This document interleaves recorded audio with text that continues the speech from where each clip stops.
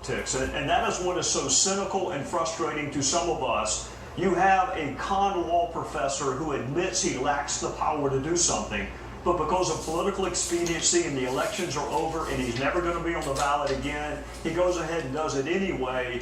That is very dangerous. Lay politics aside, it is dangerous to any country that is grounded in respect for the rule of law. But based on the law, it appears that he went a certain length on his executive order and then refrained from doing other things to keep it within the bounds of the law. That's what the White House would argue. Is the White House right or not? No, sir, they're not right.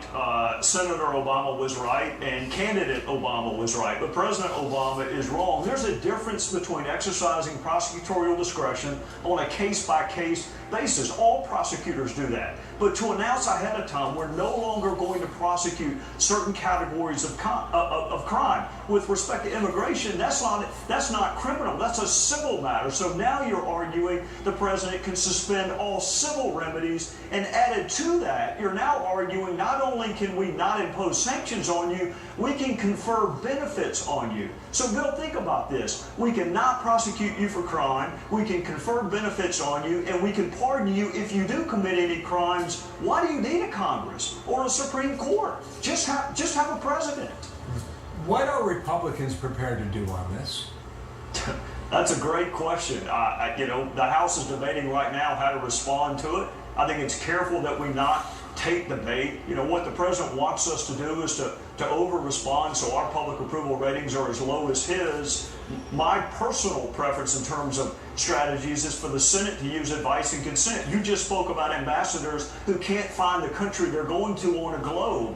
That'd be a great place to start, where John McCain said, you know what, Mr. President, you want to act like an emperor? We're going to do our job and not confer advice and consent and not approve some of your nominees. That is where I would start if I were calling the shots. Oh, that's interesting, because others will argue you go after the funding. You would go after the nominations. Well, I would do both, but the funding gets into a shutdown debate, which we historically have never won. The advice and consent, I think most of my fellow citizens want legitimate, serious ambassadors going to foreign countries. We want good judges. We want good cabinet level officials. So I think with respect to advice and consent, my fellow citizens would be on our side. Now, what about the piece-by-piece strategy? Border security in one bill, visas for highly skilled workers in another? Yeah, we passed 4 bills and Homeland Security passed a 5th, and I had a bill which provides internal security, which is also very important. So is E-Verify. I continue to believe that is the right route to go. But Bill, you followed Washington longer than I have. The word comprehensive, people are just in love with it. You hear it all the time, whether it's Dodd-Frank or whether it's the so-called Affordable Care Act. People just love big bills. They're horrible. They're dangerous. You get the Grubers of the world when you get big bills. I would rather go step by step. But, in candor, if there were a Democrat on with me, he would say, look, Gowdy, you've got 5 bills. Why don't you put them on the floor for a vote? And that person would be right. We should vote on them. Yeah. Trey Gowdy, thank you for your time. Gruber